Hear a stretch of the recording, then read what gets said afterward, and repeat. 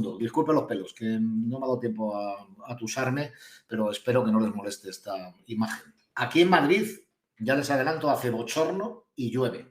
Como vamos a caminar por toda la geografía española, ya les vamos a contar cómo está el tiempo en otras latitudes.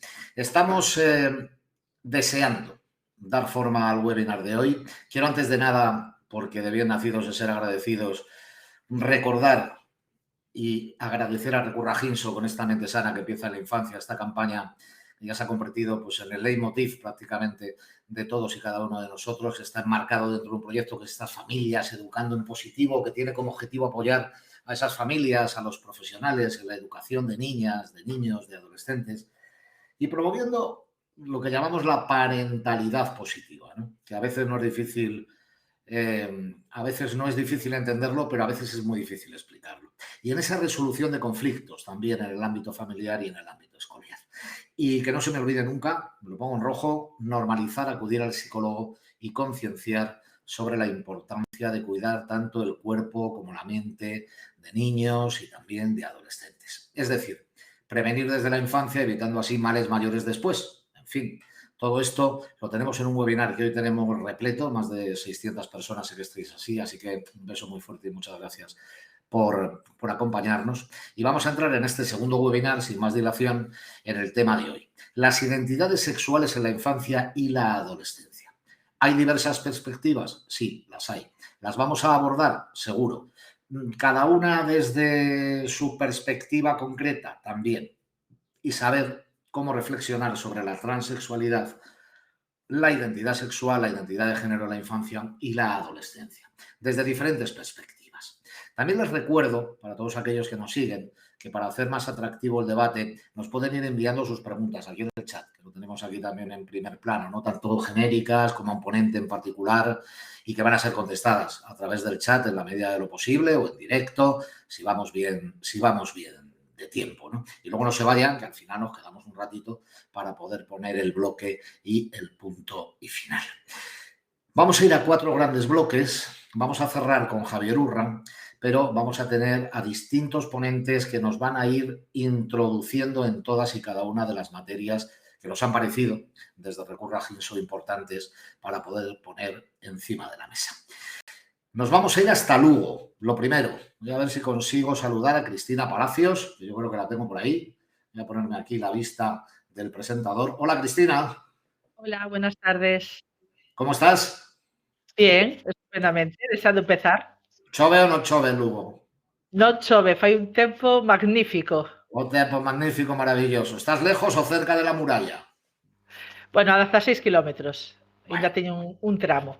Eso está ahí al lado. Mira, Cristina Palacios es socia fundadora, gerente y trabajadora social de la asociación Arelas. Y esta ponencia, Transexualidad Infanto-Juvenil, lleva un subtítulo, que es Conocer para acompañar. Bueno, igual no es un subtítulo, igual está dentro del título y seguro que lo vamos a saber ahora, ¿no? Pero al final se trata de acercarnos a las vivencias de las personas de este colectivo y su experiencia es realmente magnífica. Así que, Cristina, no te robo ni un segundo. Te dejo sola, sé que tienes cositas muy interesantes que decirnos y ya sabes, aparezco cuando estemos en la recta final. Un beso. Muy bien, pues muchas gracias. Yo también agradecer que poder estar aquí, poder compartir con vosotros. Voy a ver si soy capaz de compartir la presentación, seguramente sí. Y yo creo que ya la estáis viendo. ¿Sí? No sé si alguien me puede decir si estáis viendo la presentación para arrancar. Bueno, voy a arrancar porque creo que sí, que la estáis viendo. Vale, pues nada, eso, agradecer que poder explicarme y bueno, tengo muchas cosas que decir, voy a correr muchísimo, espero... No corras, Cristina. No corro. La estamos viendo. Vale. No tenemos tiempo para preguntas. Gracias. Estupendo, pues venga, arranco. Bueno, empiezo diciendo un poco de que, bueno, la sociedad siempre creemos que todo el mundo es hetero y que es cis, ¿no? Que no es trans. Hay una presunción de la heterocisexualidad. Luego, sin embargo, que cuando los estudios hablan, nos dicen que no, que efectivamente hay muchísima gente que no es hetero y que no es trans, ¿no? Pues un 16% nos dice que no es heterosexual y fijaros que un 25% de la juventud de España nos dice que no se identifica estáticamente en esto que entendemos diferenciemos hombre o mujer. Lógicamente, aquí también están las personas trans. Luego, este discurso que a veces está por ahí de que la transexualidad no existe, bueno, la transexualidad ha existido, existe y siempre existirá. Bueno, ¿qué es esto de la identidad? Esto que también está habiendo como mucho debate últimamente. No se entiende muy bien porque es un debate que ya en el 2016, por ejemplo, el Tribunal Supremo tenía perfectamente cerrado y hablaba del sexo psicosocial y nos decía el Tribunal Supremo, y nos sigue diciendo, que la identidad es la conciencia, el saberte hombre, mujer o persona no binaria. Responde a quién eres independientemente del cuerpo o de genital que tengas. Lo dice aquí, bueno, en este auto, ¿no? Entonces, cuando hablamos de identidad, no hablamos de una elección, sino que hablamos de algo que tú eres, y esto es muy importante, quieras o no quieras. Lo digo porque yo tengo una hija trans que, bueno, hay días que ella no quiere ser trans. ¿Por qué? Porque ser trans implica vivir con mucha violencia, con mucha discriminación, pero le ha tocado. Luego, por eso digo que la identidad eres, quieras o no. ¿Sí? Bueno, el Tribunal Supremo también ha dicho muchas cosas muy interesantes que luego, si alguien me las quiere preguntar, pues no hay problema, pero nos viene a decir que, por ejemplo, tenemos que respetar siempre la dignidad y el libre desarrollo de la personalidad de todas las personas trans, también, lógicamente, de las menores trans.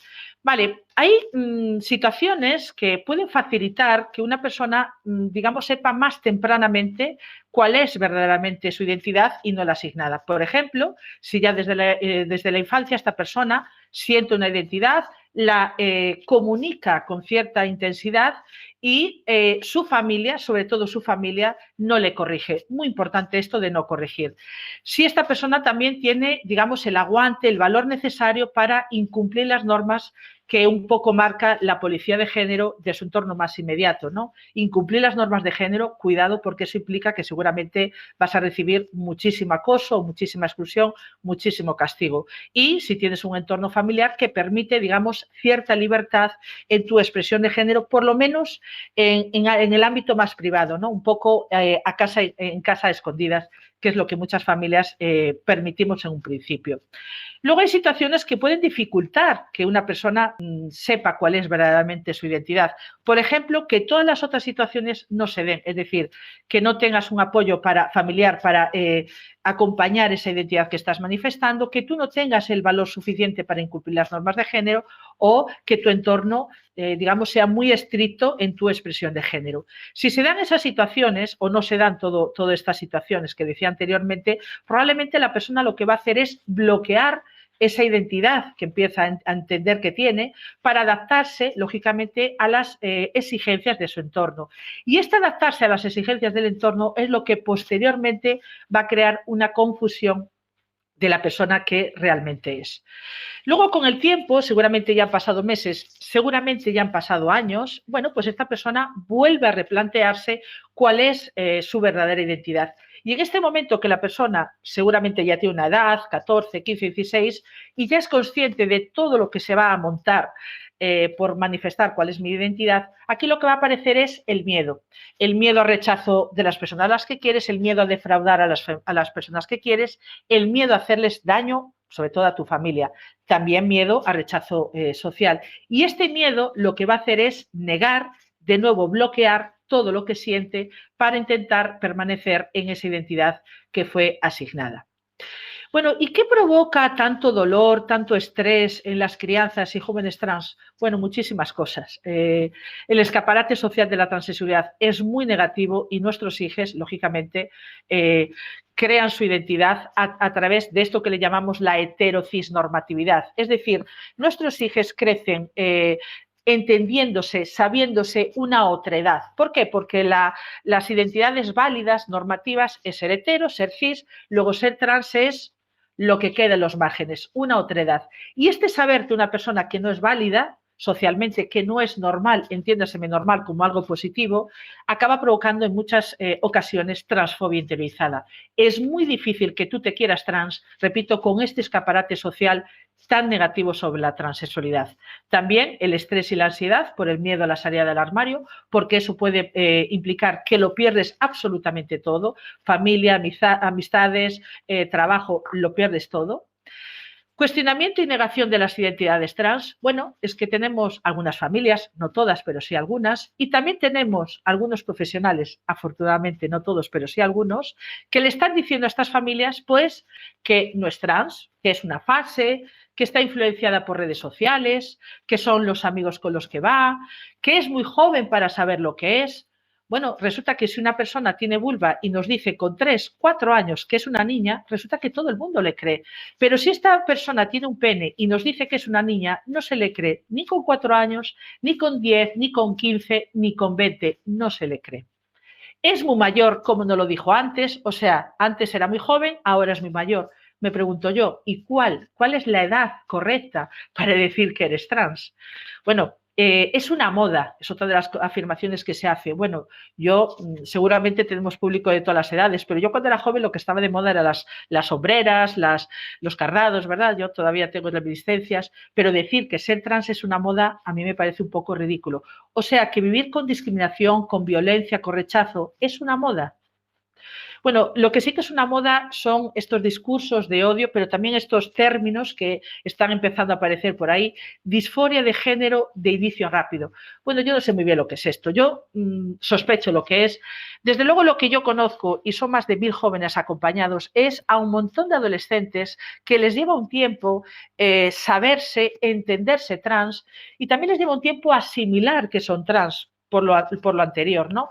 Y cuando se deciden decírselo a su familia, muchas veces ya han pasado meses, incluso años. Entonces, cuando se lo dice a su familia, la familia, lógicamente, es un shock. No se esperaban que le comunicaran que es trans. Ahora, ¿significa que esta persona se ha levantado hace una semana o ese mismo día pensando que es trans y lo ha soltado así? No. Repito que esta persona lleva meses, cuando no años, asimilando que es trans. Claro, la familia sí que no lo asimila, porque tú no te esperas que vas a tener un hijo trans. Nadie está preparado para tener un hijo trans. Entonces, tú esto te lo tomas como un shock, ¿no? Y vas a necesitar un tiempo. También es verdad que hay familias que me dicen cuando me llaman, es que yo no he visto ninguna pista. Imaginemos una chica trans, es que nunca se ha dejado el pelo largo, es que no me ha pedido muñecas, es que no se ha puesto un vestido. Bueno, esto no te convierte en trans, ¿sí? Pero a veces las personas en fin, no tienen estas expresiones de género por lo que decíamos antes, porque no quieren defraudar a su familia. Ahora, también hay familias que en un primer momento te dicen que nunca han visto nada, por ejemplo, estas familias que me dicen, no, yo nunca he visto nada, y luego semanas después, meses después, te vuelven a llamar y me dicen, he estado pensando, ¿no? Y sí que es verdad que una vez me dijo, una vez me pidió, una vez hizo aquello, luego las pistas estaban por ahí. Lo que pasa que a veces no hay mejor ciego que el que no quiere ver. Y luego también hay otras pistas que no son visibles y que tú no sospechas que sea una cuestión de identidad, pero que puede ser. Por ejemplo, yo les digo a estas familias, vale, tú no has visto nada, pero tú has notado apatía, introversión, que esta persona ha dejado de comunicarse, que tiene depresión. Ah, esto sí. Claro, es que estas cuestiones son pistas que nos están dando de lo que les está pasando y que no se atreven a decir, porque esa mochila de saber que soy trans, pero todavía no atreverme a comunicarme, es una mochila que pesa mucho. Vale, entonces todo esto es lo que lleva a una persona a no decirlo inmediatamente. Otra cuestión que genera muchísimo dolor y estrés es la falta de respeto, de apoyo y de acompañamiento familiar, porque esto es maltrato, además, acoso LGTBI fóbico y también el ciberacoso, que a veces es muy importante. Disforia o angustia por tu cuerpo y tu genital relacionada con el rechazo social a los cuerpos trans. Yo soy una mujer que tengo un cuerpo no normativo porque estoy gorda. De disforia yo también sé mucho. Lo que quiero decir es que la gente te hace ver de muchas maneras, te dice de muchas maneras que tú tienes un cuerpo equivocado y tú al final te acabas creyendo que tienes un cuerpo equivocado y luego tú tienes que vivir cada día en ese cuerpo equivocado y esto no es nada sencillo. Experiencias de transfobia en forma de discriminaciones, insultos, agresiones físicas o sexuales. Luego, claro, es muy lógico que esta juventud trans, sufriendo todo esto y muchas cosas más, tengan tanto dolor y tanta estrés.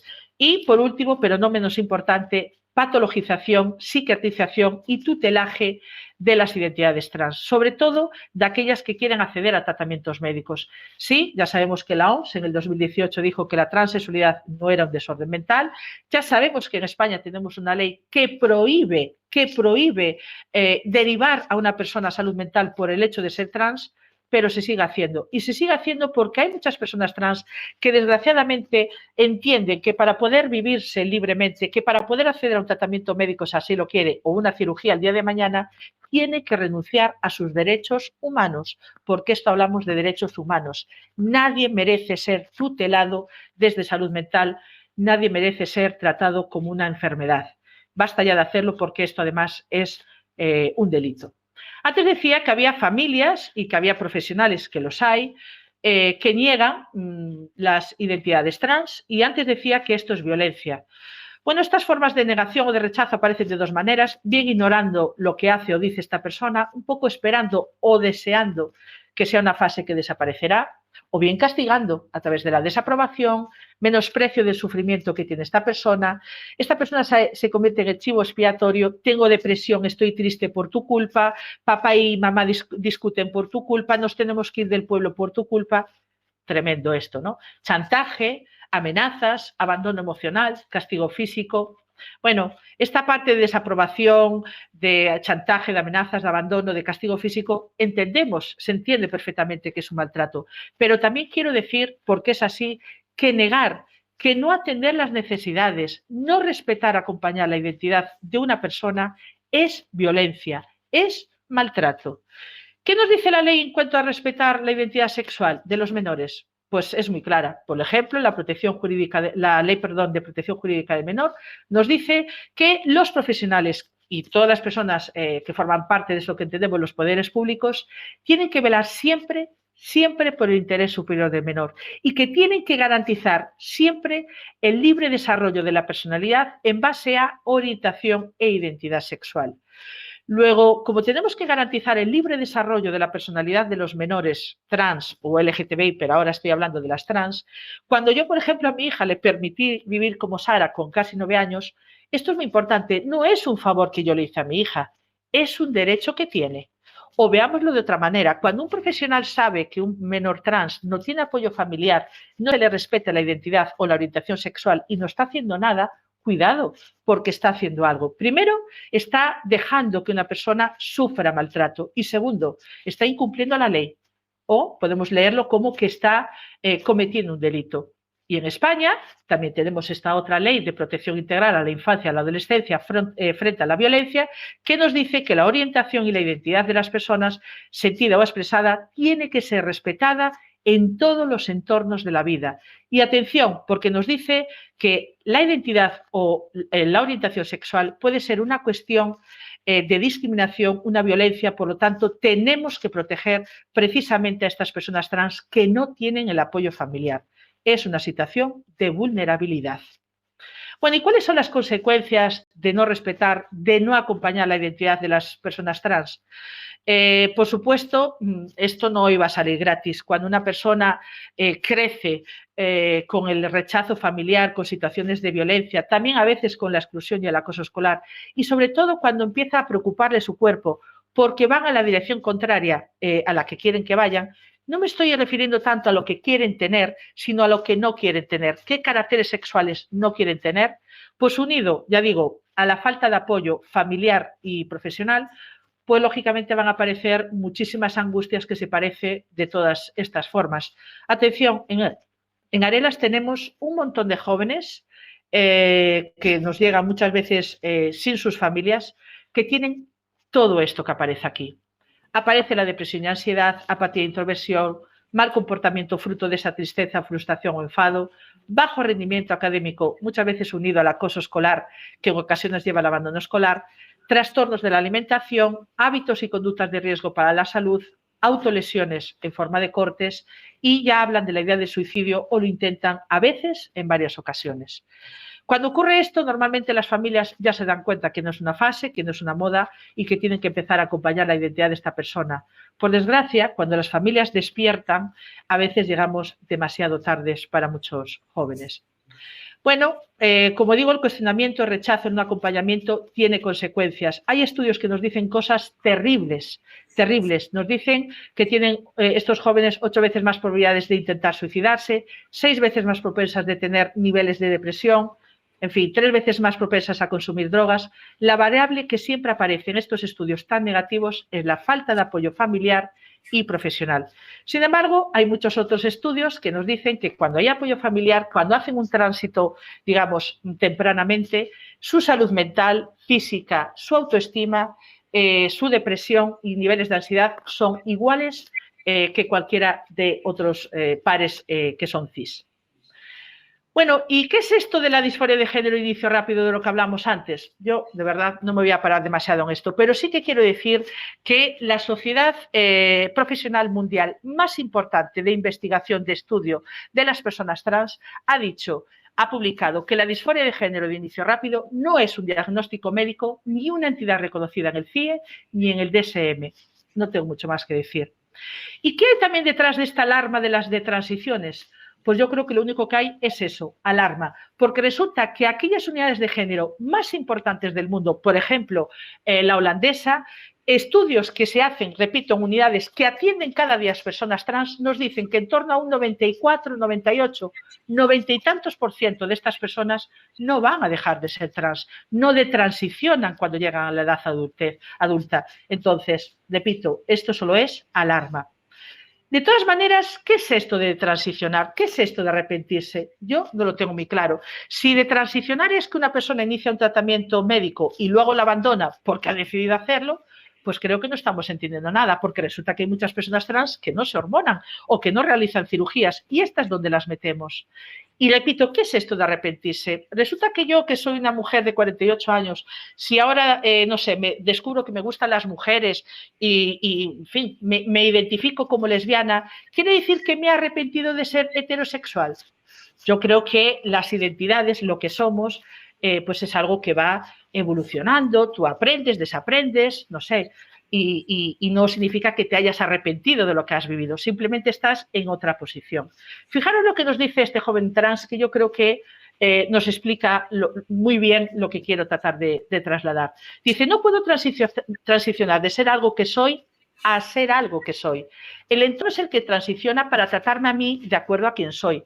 En ese sentido, el proceso puede conllevar hormonación, intervenciones quirúrgicas para adecuar el físico a la idea social normativa de la corporalidad masculina y femenina, para ser aceptados como mujeres u hombres, aunque no siempre.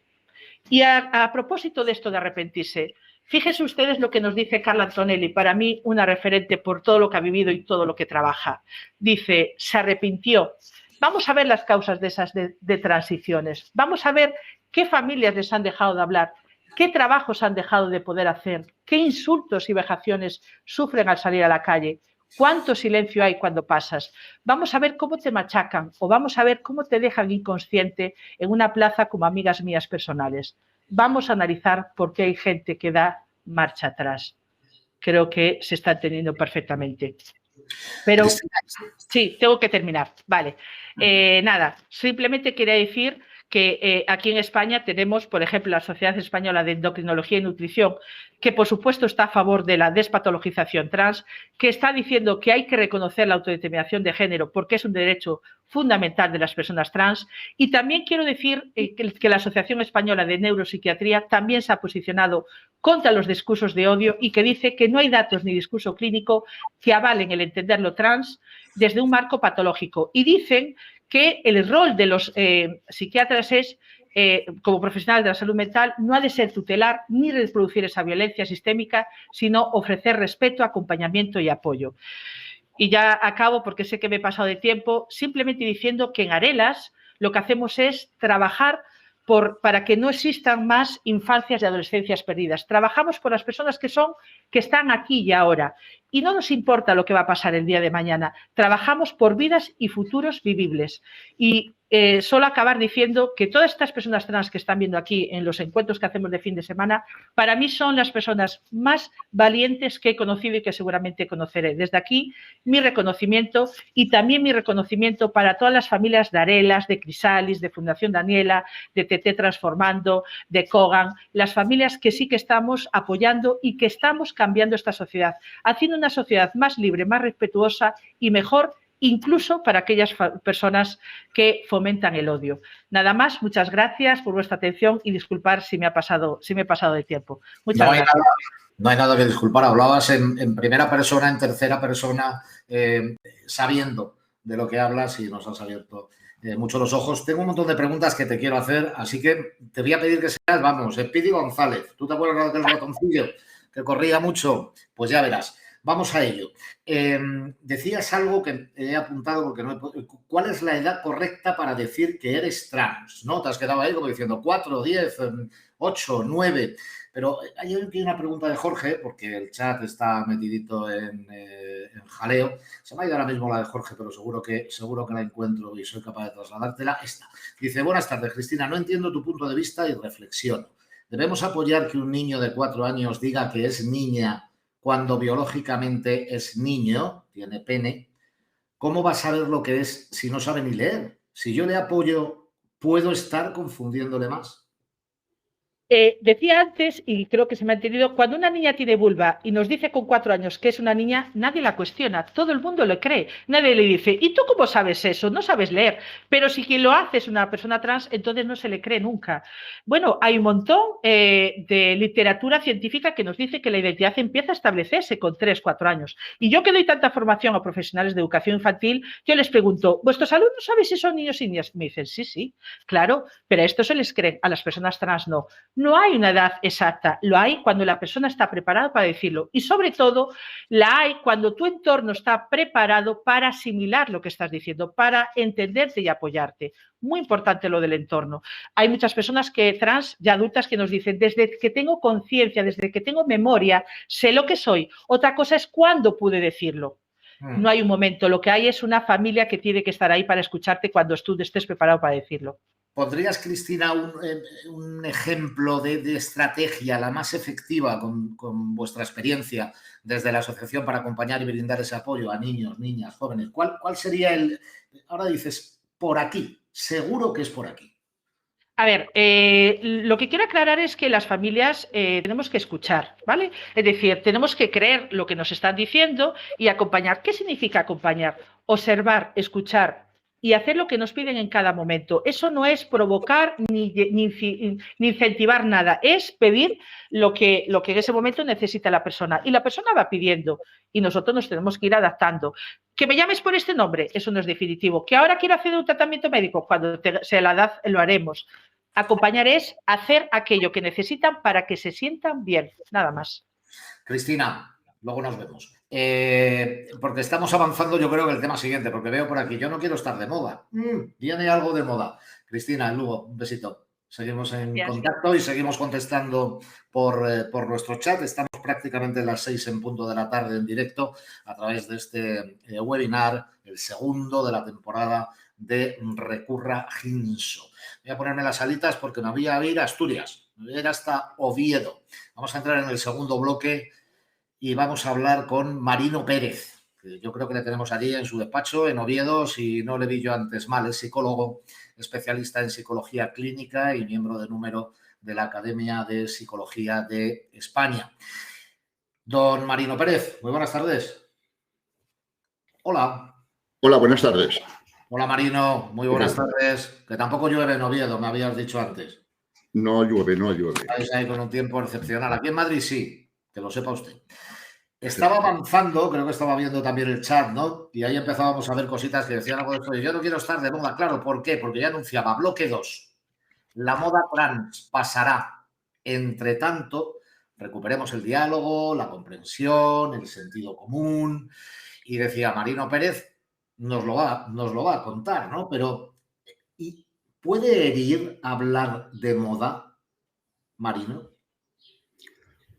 Bueno, es un término que no es usual en este contexto y yo lo introduzco pues también así para pensar de otra manera acerca de un fenómeno que nos viene dado y que parece que tuviera un pensamiento, digamos, únicamente aceptable, una posición, ¿no? Entonces yo razonaré, pues en fin, en base al título y por qué pues hablo de moda, ¿no?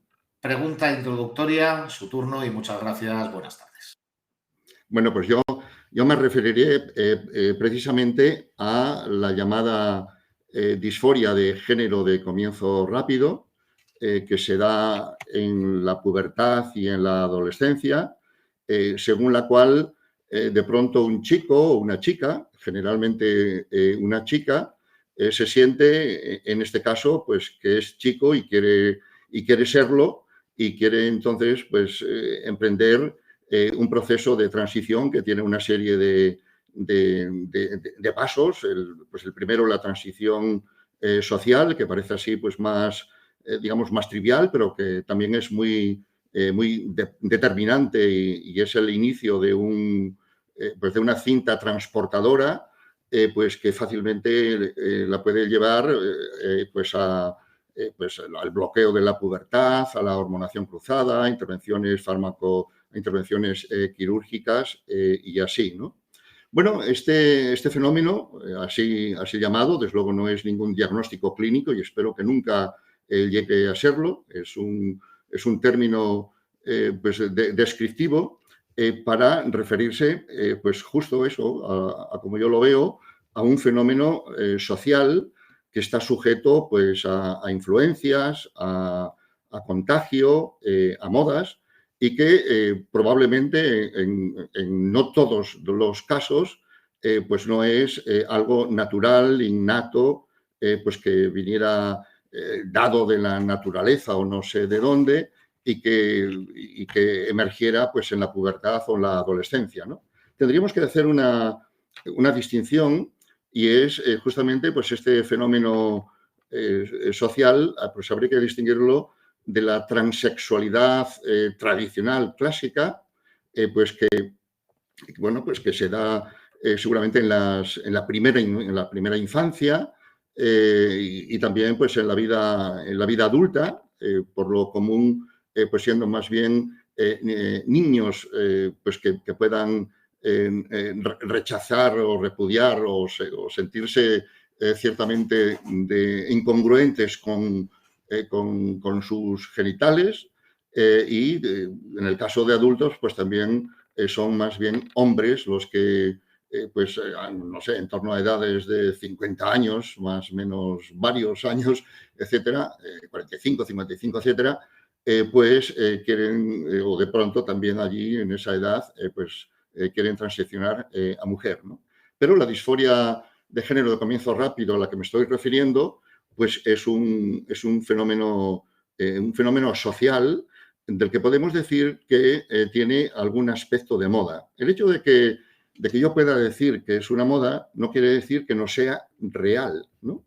La anorexia, por ejemplo, o el balconing u otro tipo de problemas muy reales tienen un aspecto de moda. Así que decir que pudiera ser una moda, es decir, una tendencia social, pues no quiere decir que no sea real ni que para nada no implique un sufrimiento. El sufrimiento implicado, en este caso, por la disforia de género de un chico o una chica es real.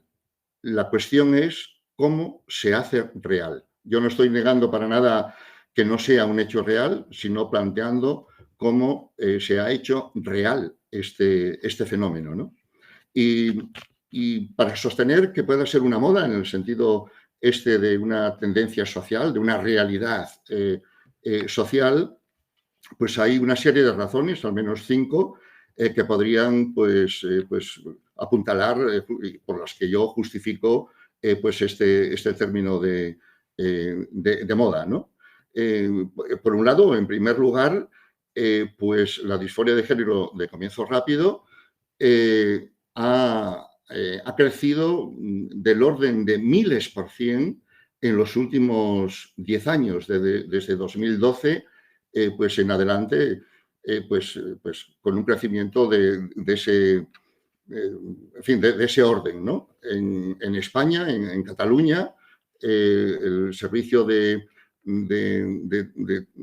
atención para personas transgénero de la Comunidad Catalana, pues registra un 7000% de crecimiento en 10 años, ¿no? Pues esto ya nos apuntaría pues a este aspecto de moda. Un segundo aspecto, una segunda razón, es el cambio de ratio, ¿no? Cómo la disforia de género de comienzo rápido ocurre más bien en chicas que quieren ser chicos que al revés, lo cual invierte las proporciones tradicionales que podrían darse en la primera infancia o en la edad adulta, ¿no? Probablemente aquí esté ocurriendo que no es tanto que las chicas quieran ser chicos como que no quieren ser chicas de la manera que se les ofrece o que les viene o que se les presenta la feminidad, la pornografía, el machismo, etcétera, ¿no? Una tercera razón es efectivamente la influencia y el contagio que se observa en el origen de muchos casos de disforia de género, ¿no?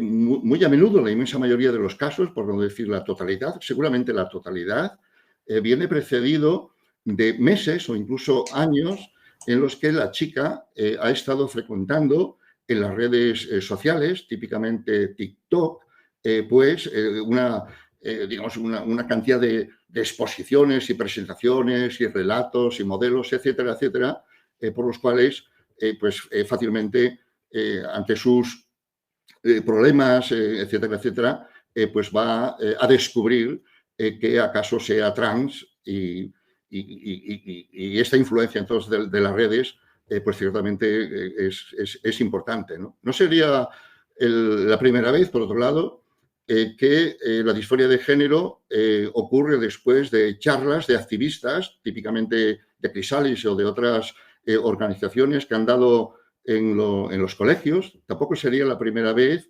que la disforia de género pues resulta de alguien que se encontró en un centro sanitario al que fue por otros problemas y allí, pues a lo mejor interactuando con alguien que ya tenía presentada o declarada la disforia de género, pues descubre de pronto que a lo mejor que lo que le pasa a él es disforia de género, ¿no? La cuarta razón para avalar esta idea de la moda es que efectivamente la disforia de género es un concepto paraguas que cubre una variedad de malestares que se suelen dar en la pubertad y en la adolescencia, pues malestares que tienen, digamos, muchos aspectos, muchos contextos y orígenes propios, ¿no? Pues por citar algunos, pues pueden ser problemas relacionados o que se ve después que están relacionados con el espectro autista, la homosexualidad no asumida, el acoso, desajustes emocionales, etcétera, de tal manera que una variedad de problemas, entre ellos, pues seguramente la desavenencia con el propio cuerpo, quien en la adolescencia no ha tenido inconformidad con su propio cuerpo, especialmente pues una chica que empieza pues a crecer, la menstruación, los pechos, etcétera. Toda una serie de malestares fácilmente se canalizan hoy día como disforia o como supuestamente descubrir que se es trans, por cuanto que se ofrece como la opción más aceptable, más cool, más guay y por la cual uno se convierte pues, en valiente, en un héroe y en alguien especial, ¿no? Y una quinta razón pues es efectivamente el fenómeno también creciente de arrepentidos y de transicionistas, ¿no?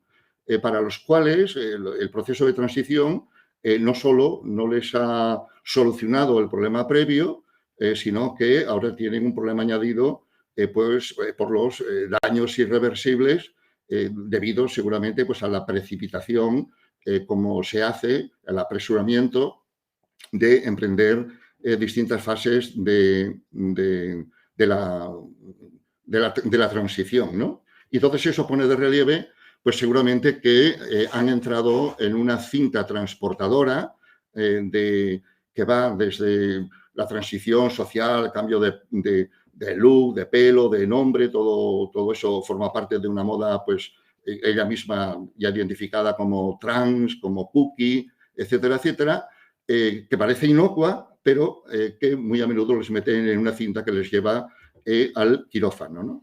Bueno, como tal moda es posible que desaparezca, no sé cuándo, no pronto, posiblemente dentro de a lo mejor de 20 años, pues pues esta tendencia creciente de la disforia de género de comienzo rápido pues ya no tenga ese crecimiento. Las demandas judiciales que están ocurriendo en distintos países seguramente van a retraer a los clínicos y a los profesionales y a los activistas también de ese apresuramiento de llevar a cabo, digamos, la transición social, y seguramente, pues como tal moda, casi por definición, pues no va a durar o no va a crecer de esa forma exponencial, ¿no? Entre tanto, ¿qué hacer, ¿no? ¿Qué hacer? Pues, bueno, son dos cosas las que suelen hacerse, pues por lo común, empezando por el contexto familiar, que es donde a lo mejor la chica sorprende, pues eso, diciendo que se siente y quiere ser chico. Hay dos tipos de reacciones por parte de los padres. Una es de rechazo, de no comprensión, de no entender nada, de oponerse a ello. Y otro tipo de reacción es, en cierta manera, la contraria, ¿no? Es la de ponerse ya, digamos, al frente de ese cambio, ¿no? Estas dos reacciones, digamos, la autoritaria, rechazante, y esta otra que alguien podría identificar como progre o progresista, son a cual peor, ¿no? Como reacciones adecuadas, ¿no? Se habla muy a menudo de acompañamiento y suena bien, pero el acompañamiento hay que preguntar a dónde, en qué dirección, ¿no? A una anoréxica que se siente continuamente pues más gorda y quiere adelgazar de una forma continuada, o a alguien que tenga ideas suicidas y que vea que el mundo no merece la pena ser vivido, etcétera, lo acompañamos también en la misma dirección, de acuerdo con esos sentimientos, etcétera, ¿no? Entonces se habla mucho de acompañamiento, pero habría que preguntar pues en qué dirección, ¿no?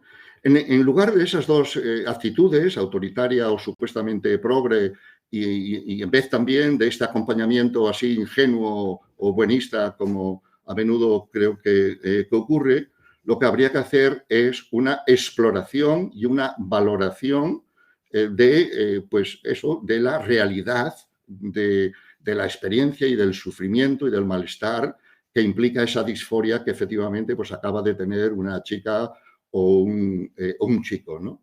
Y en términos de los profesionales de la salud, pues debieran hacer en relación con esta problemática, nunca patologizarla, nunca considerarla efectivamente un trastorno mental o algo así.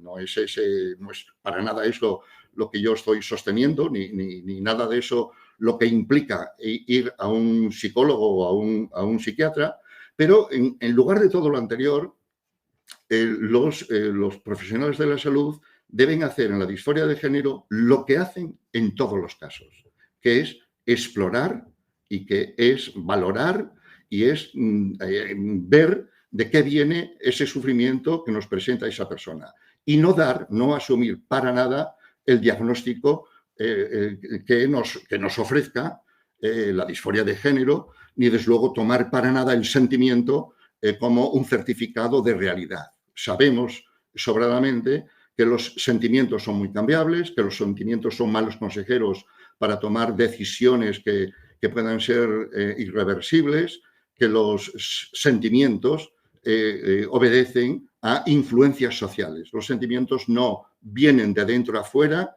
sino que se constituyen en un contexto social. Y entonces aquí entraría, pues efectivamente, la importancia del contexto social para tener la experiencia de disforia de género, en vez de asumirla como una especie de conexión directa con una entidad, una especie de alma inscrita en el cuerpo que tuviera ahora pues un niño o una niña a través de no se sabe qué iluminación, etcétera, etcétera, ¿no? Y en esta perspectiva y en relación pues efectivamente con un libro que nosotros hemos escrito, que se titula Mamá, soy trans, que es una guía dirigida a padres que tengan hijos o hijas con conflictos de género, pues en ese libro explicamos cuáles serían, digamos, las posiciones adecuadas, y que puedo resumir en cuatro principios o en cuatro aspectos, ¿no? En primer lugar, la sensatez. No es necesario tergiversar la ciencia para ayudar a las personas que tengan disforia de género, ¿no? No es necesario negar que existen dos sexos. El sexo biológico es binario, y eso no va en contradicción de que las identidades de género y las orientaciones de género puedan extenderse a lo largo de todo un abanico. Otro aspecto que no debiera, digamos, tampoco confundir a nadie, es que nadie nace en un cuerpo equivocado. Uno nace en el cuerpo que nace, y desde luego puede tener desavenencias con el propio cuerpo. Faltaría más que no se tuvieran, pues sobre todo en la pubertad y en la adolescencia. Un segundo aspecto es la comprensión y la empatía. No el rechazo, ni tampoco la aceptación esta supuestamente progre que llevará a acompañar a un niño en una dirección que ni siquiera él mismo, digamos, tiene claro pues a dónde va, o por dónde, o cuáles serían las consecuencias, o cuáles serían otros aspectos. La comprensión y la empatía son básicos en las actitudes para atender y entender pues a los chicos, tanto por parte de los padres como por parte, naturalmente, pues de los profesionales de la salud, ¿no? El respeto sería otro tipo de aspecto, ¿no? Pero el respeto, bien entendido, el respeto no ha de asumirse como dar siempre la razón, ¿no? Cuando damos la razón a alguien de una forma continuada, le estamos faltando al respeto, ¿no? Entonces, el respeto implica, pues efectivamente, pues decir la verdad, o plantear cuestiones, confrontar, preguntar, ofrecer otro punto de vista, y de la misma manera que nosotros, los adultos, padres o profesionales, tienen que respetar, cómo no, a los niños, a los chicos con alguna disforia, que presenten alguna disforia de género, también es de esperar y de proponerles que ellos respeten nuestra extrañeza, y que nosotros le preguntemos, ¿no? Le preguntemos acerca de, digamos, de esa experiencia, ¿no? ¿Cómo una madre no va a quedar sorprendida si crió a su hija como tal hija, nacida mujer? Nadie le ha asignado el sexo se constata, no se asigna. Pues cómo no va a sorprenderse una madre de haber criado a su hija, de que ahora diga que es un chico, ¿no? Y finalmente el cuarto aspecto pues es el de la prudencia. La prudencia es un principio básico de la vida, por supuesto, de la medicina, de la psiquiatría, de la psicología, y que en esta problemática la prudencia consiste, pues eso, en esperar y ver, dar tiempo también al tiempo, y no precipitar intervenciones que pudieran ser más dañinas que beneficiosas, ¿no? Y en general yo recomendaría, para terminar, a los padres que tengan este tipo de problemática, que consulten y visiten a la agrupación Amanda, que probablemente sea, digamos, la más respetuosa, la más equilibrada, esa agrupación de madres y padres también, que se han visto, digamos, desbordados por esta problemática de la disforia de género. Así que, pues, esta sería mi... Marino, muchísimas gracias. Ya le hacía yo la primera pregunta, ya le advertía yo que esto de la moda iba a generar el debate que estoy viendo, que, por cierto, aprovecho para decir gracias a todos. Uno, por el respeto; dos, por lo que están contando; tres, porque yo tengo que hacer mi papel y le tengo que trasladar algunas de las cosas que voy leyendo, pero muy concretas, ¿no? Porque ¿ha dicho usted en algún momento que una persona trans es un enfermo? No, para nada, de ninguna manera. Lo digo porque lo estoy viendo reiteradamente, que lo está usted comparando. No. Yo, en fin, estaba escuchando y no quiero nada más que dejar... No lo dije, ni lo escribí en ningún sitio, sino que, no, que para nada, digamos, mi posición es enteramente despatologizadora. He dicho expresamente que espero que la disforia de género nunca entre, digamos, en los sistemas de clasificación diagnóstica. Y... Ha dicho incluso Marino Pérez, he tomado nota, que en 20 años de esa disforia de género, digamos, puede desaparecer o incluso dejar de crecer, es decir, ir disminuyendo. En base a que hay un informe, hay estudios científicos, ¿le avala alguna publicación? No, digamos, ese pronóstico que yo hago, la verdad es que lo hago pues así, en base a que las modas no duran 100 años, ¿no? Sino que tienen, digamos, su momento, digamos, más álgido, ¿no? Más elevados. Y yo creo que en relación con la disforia de género estamos ya en la cúspide de ese crecimiento, y que ese crecimiento probablemente no vaya más y no vaya menos, entre otras cosas, porque va a haber demandas judiciales y entonces quienes de una forma muy a la ligera promueven la transición se lo van a mirar más, porque otros países que ya han recorrido ese camino los están dando vuelta atrás, y por ejemplo Finlandia recomienda ahora, más que llevar a cabo acompañamientos en la dirección de la transición, pues la psicoterapia, y que la transición sigue siendo la opción más conveniente para alguien, se piense cuando alguien tenga sus 25 o 24 años, 24 o 25 años, ¿no? Entonces, yo creo que estamos en el momento más alto y no va a crecer, y yo creo que va a decrecer, pero esto tendríamos que reunirnos dentro de 25 años. Y a propósito del acompañamiento, que también me parece muy importante, que ha habido un momento en que se lo ha planteado en qué consiste, dice Mus, comprensión, empatía, respeto. Eso es lo que hacemos las familias que acompañamos. Las familias no empujan, sí, acompañan, ¿no? Esto forma parte, por lo tanto, de esa necesidad, digamos, del día a día. Sí.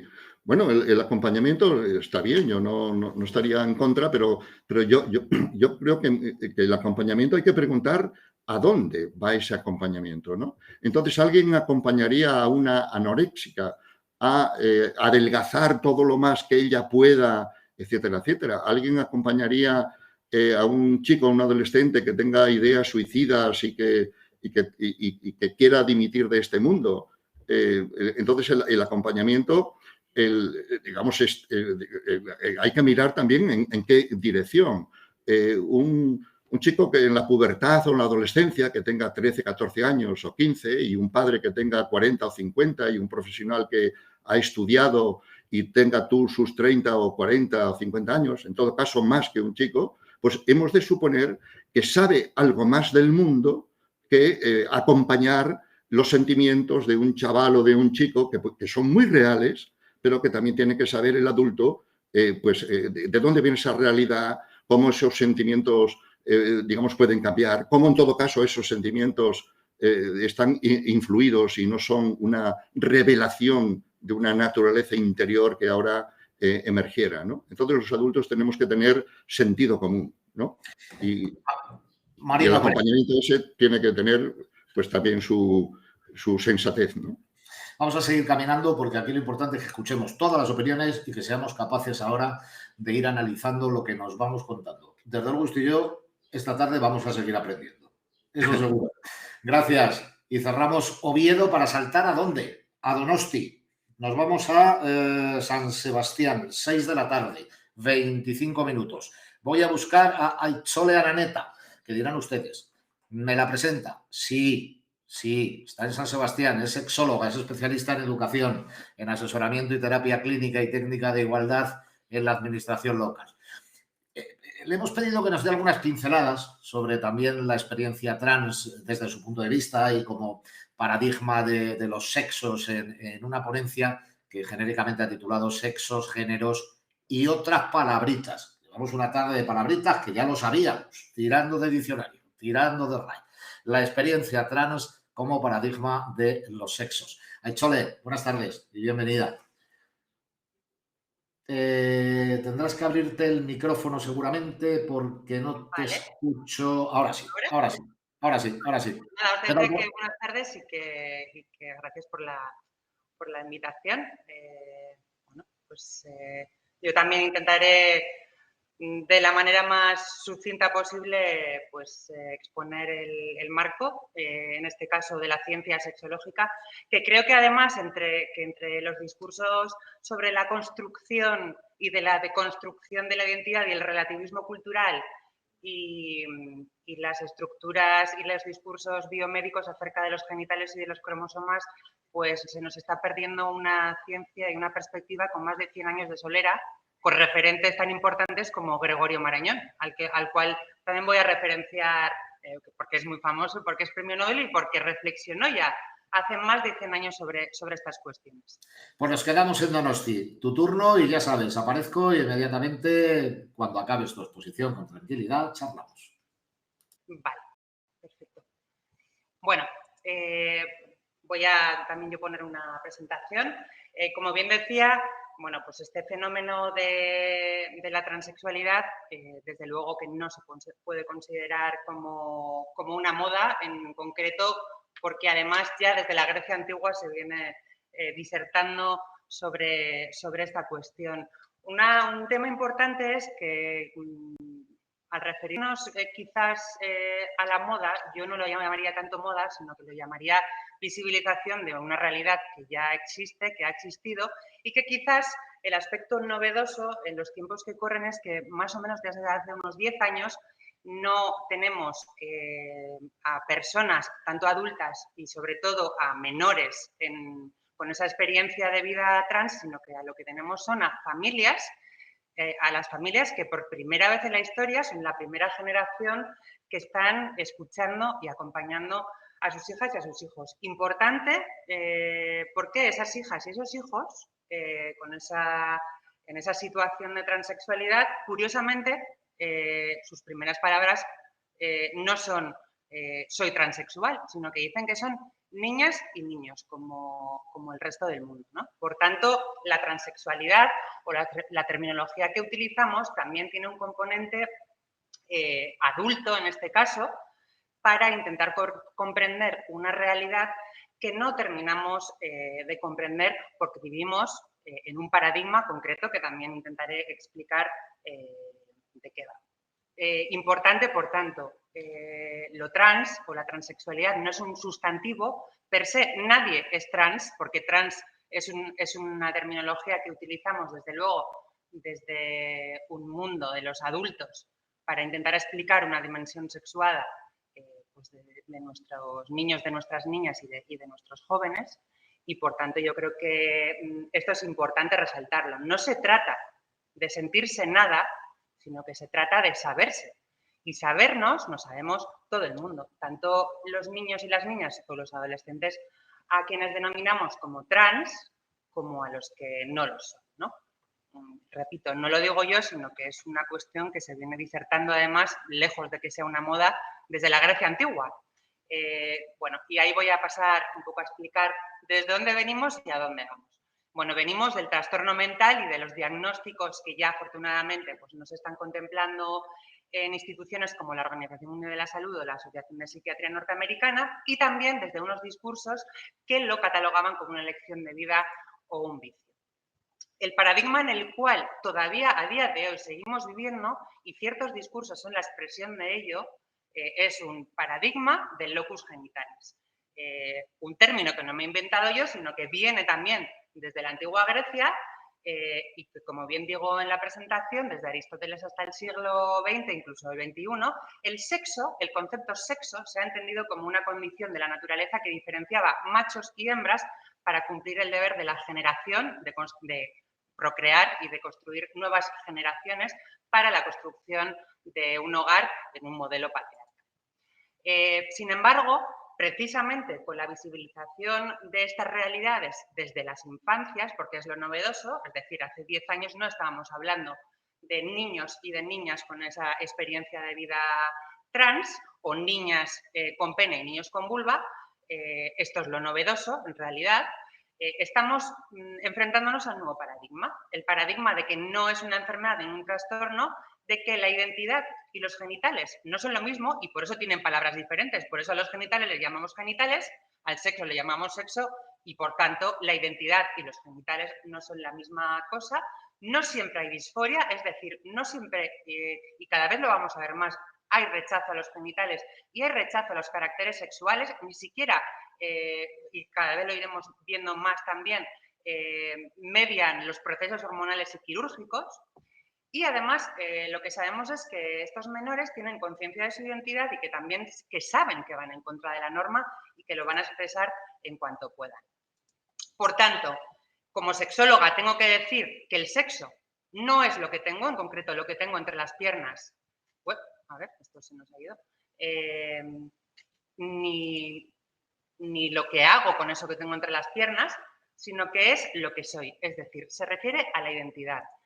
Esto no lo digo yo tampoco, porque esto también es un término que viene de la antigua Grecia, donde sexare, del latín, significa seccionar, cortar, dividir, diferenciar. Es decir, es un concepto para explicarnos cómo hombres y mujeres, en este caso, y como debería de ser en condición de simetría e igualdad, para la convivencia entre los sexos, entre los hombres y las mujeres. Simetría e igualdad, que a lo largo de la historia no se ha dado porque sabemos que las mujeres, bueno, pues también hemos estado bien machacadas, ¿no?, por el sistema. Y por tanto, la función propia del sexo es la sexuación, es la diferenciación, lo que nos hace diferentes.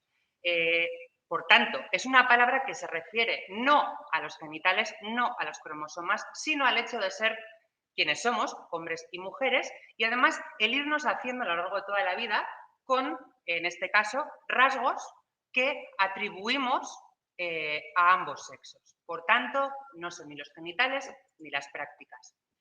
Y como función propia de los sexos viene la sexuación, que es un proceso de diferenciación que comienza desde antes del nacimiento y continúa hasta la muerte. Y no, nunca es dimórfico, sino que es polimórfico. Palabrita de la ciencia que estudia el fenómeno de los sexos, que en este caso es, como no puede ser de otra manera, la sexología.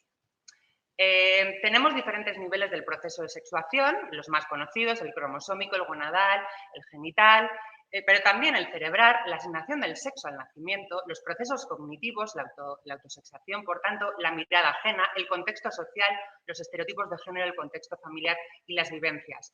Cuando nos cuentan que algo es meramente cultural o que algo es meramente basado en los cromosomas y en los genitales, pues en realidad lo que estamos es parcelando y parcializando la vida de todo el mundo, no solo de las personas que están en una situación de transexualidad, porque nuestra vida es un compendio continuo y constante acerca, en torno a lo fisiológico, lo biológico y, por supuesto, lo cultural, lo ambiental y lo social. Y, por tanto, separar nuestras vidas como gajos de una naranja, pues desde luego para simplificar los relatos nos resulta útil, pero no para dar a conocer las vidas, en este caso, de los hombres y de las mujeres, de los niños y de las niñas que están en esta situación. Por tanto, el sexo es productor de diferencias sexuales y, por tanto, también de diversidad. La diversidad produce singularidad y, por tanto, nos hace seres únicos e irrepetibles. Frente a esto tenemos pues, diferentes teorías que no son tampoco nuevas ni son una moda. Por ejemplo, la teoría de la identidad de género del señor John Money. Os invito a buscarlo en internet, este caso el de David Reimer, porque John Money tenía la teoría de que los hombres y las mujeres se pueden construir a través de los procesos educacionales, culturales y también quirúrgicos y hormonales concretos.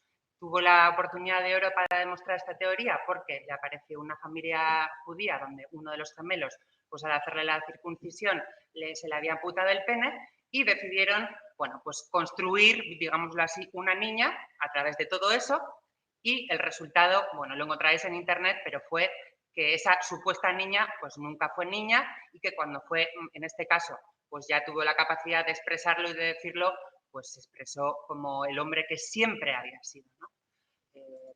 Y por tanto, Lo que también creo que es importante resaltar es que no hay un solo elemento, lo masculino y lo femenino no son exclusivos de uno de los sexos, lo masculino no pertenece en exclusiva a los hombres y lo femenino no pertenece en exclusiva a las mujeres. Como bien decía, hay diferentes procesos de sexuación a diferentes niveles en torno a lo masculino y a lo femenino y precisamente un concepto interesante y que pocas veces se resalta es que esas características, todas, los genitales, los cromosomas, pero también la expresión, también nuestra orientación, por ejemplo, espacial, tiene dos modos, pero que no son dimórficas, sino que son grados. Cuando hablo de modos, hablo modo masculino, modo femenino. Y lo que tenemos es un gradiente, no hay dos bloques separados ni diferenciados. Esto, que quizás os suena más una palabra asociada a esto en referencia a los genitales y a los cromosomas no coincidentes, ahí he puesto unas imágenes, es una palabra que a mí, y desde luego a la ciencia sexológica, le resulta clave, que es la intersexualidad. La intersexualidad, entendida, sí, también, como genitales y cromosomas, pero no solo. Y no lo digo yo, como lo he dicho al principio, tenemos ahí a diferentes científicos, Ivan Bloch, Javel Okelis, Magnus Hirschfeld o Gregorio Marañón, que en 1930, en La evolución de la sexualidad y los estados intersexuales, venía a decir precisamente esto, que la intersexualidad como concepto no es algo que atañe solo, es única y exclusivamente, ni a los genitales ni a los cromosomas, sino que los estados intersexuales son fenómenos de la más pura normalidad y que lo masculino y lo femenino no son dos valores opuestos, sino grados sucesivos del desarrollo de una única función, la sexualidad. Por tanto, intersexuales no serían pues las personas que tienen una genitalia o un par 23 de los cromosomas determinado y ambiguo, sino que lo seríamos todos porque todos compartimos lo masculino y lo femenino en diferentes grados y en diferentes ejes, ¿no? Aquí está el quid de la cuestión. ¿Por qué sé yo que soy un hombre o que soy una mujer? Bueno, pues es una dimensión que otorgamos cada cual a nuestro ser sexuado y nos vamos construyendo como tales. Yo, siendo la misma que era cuando tenía 5 años, a la vez mi mochila de ser mujer la he llenado, en mi caso, de múltiples cosas y, por tanto, siendo la misma mujer que era antes, pues también ese ser mujer lo estoy llenando de un contenido mayor y también de un contenido diferente en este momento de mi vida y lo haré diferente cuando tenga 87 años, si es que llego. Por tanto, es una experiencia biográfica, esta cuestión de los sexos, subjetiva e íntima.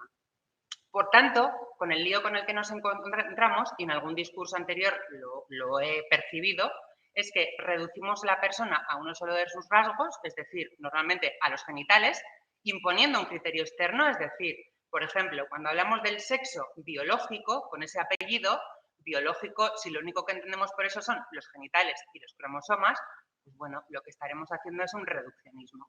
El sexo es biológico, pero sobre todo es biográfico. El criterio, por tanto, es identitario, es el del relato propio y nuestro trabajo como profesionales se trata de acompañar esas vivencias y esos relatos. Y también de tener claro que esa persona pues, expresará quién es cuando sea capaz. En algunos casos, cuando empiece a hablar. En algunos otros casos, por la sanción social, pues cuando sea más mayor. Por tanto, transexualidad no es una realidad que se elige, es una realidad intersexual, porque lo masculino y lo femenino en diferentes grados, también los genitales, pero en otro orden de cosas nos pertenece a todos, no es un trastorno, es un hecho de diversidad, no hablamos nunca de cuerpos equivocados, efectivamente, pero esta frase de nadie nace en un cuerpo equivocado es una tautología y según quien la utilice, la puede utilizar en el sentido que le quiera dar. En todo caso, los cuerpos equivocados, o todos estamos equivocados o no existen los cuerpos equivocados y lo que hacemos es lo mejor posible, pues desde luego para adaptarnos y para seguir adelante con nuestras vidas. No es un problema de identidad, sino que es un problema de visión social, es decir, de si queremos cambiar la mirada para empezar a ver a esas personas como realmente son. Y por tanto no es algo relacionado ni con las hormonas ni con las cirugías, sino que ni tampoco con cuerpos y almas que habitan en no sé qué cuerpos, sino que se trata de reconocer que siendo niños y niñas, hombres y mujeres, todo el mundo tenemos cuerpos con caracteres sexuales masculinos y femeninos, como el resto, estemos en una situación de transexualidad o no. Tengo mucho PowerPoint, pero quizás me gustaría pasar más rápido a la parte, sobre todo porque hay algunas cosas que mis precedentes han explicado, y me gustaría pasar a la parte quizás de estudios científicos.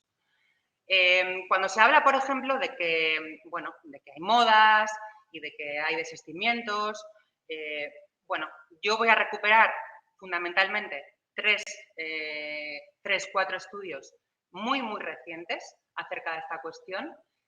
Os he puesto en la presentación este estudio del Hospital Dr. Peset de Valencia, que es un estudio que se realizó desde el año 2008 al 2018, cuyos resultados se publicaron en junio de 2020, y que a lo largo de 11 años, al contrario de esa supuesta explosión de transexualidad, lo que viene a decir es que en una muestra de sus pacientes de 796 casos, de esos solo 8 están documentados como de transiciones, de los cuales 3 había una confusión entre la identidad sexual y la orientación del deseo, y también había otros tantos casos de una expresión más masculina en una niña, en una chica, y una expresión más femenina en un chico, y por tanto, repito, de 796 personas, en realidad una de transición como tal había una persona, pero 8 si tratamos y consideramos que había 3 personas que confundían orientación e identidad y otras 3 que siendo mujeres pues eran masculinas y siendo hombres eran femeninos. Por tanto, estamos hablando de este estudio de España de menos del 1%. Si nos referimos al estudio de octubre de 2022 de The Lancet, en este caso nos encontramos con un estudio de a lo largo de 10 años se recoge una muestra de 720 personas, de las cuales solo 16, es decir, ni un 2%, echaron para atrás su transición. En este caso, una transición médica que estaba basada en la toma de supresores del desarrollo. Por tanto, también viene a demostrar que este fenómeno del supuesto boom y de las de transiciones, pues tampoco lo demuestra la evidencia científica. En tercer lugar, tenemos este estudio de Pediatrics, la revista internacional de pediatría de julio de 2022, que lo que nos viene a decir es que se hizo un repaso y un seguimiento de 5 años a 317 personas menores en Estados Unidos y en Canadá, de las cuales, de esas 317 personas, en concreto, solo un 2% abandonaron el proceso de tránsito social y afirmaron identificarse otra vez con el sexo con el que se las había registrado en el nacimiento. En concreto, también estamos hablando de casos inferiores a los 20 entre 317 casos con un seguimiento de 5 años.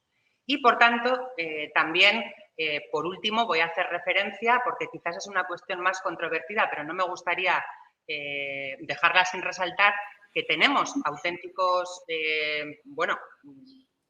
expertos reconocidos a nivel internacional, como por ejemplo los estudios que cito en esa presentación del 2016, del 2021 y del 2022, de, en este caso, el catedrático en psicofísica y psicobiología Antonio Guillamón Fernández, que lo que está estudiando es precisamente el desarrollo diferencial de la corteza cerebral y planteando que a lo largo de la diferenciación sexual, en este caso del cerebro y en un momento prenatal, se produce un desarrollo diferencial de la corteza cerebral, pero no solo en las personas que están en situación de transexualidad, sino también en aquellas que no lo están, es decir, en aquellas mujeres que tienen vulva y en aquellos hombres que tienen pene, y que son según apuntan todos los indicios, cuestiones, bueno, pues que conforman, digámoslo así, nuestra sexuación cerebral y que luego, pues en el desarrollo, en el contexto social en el que nos movemos, a día de hoy mucho más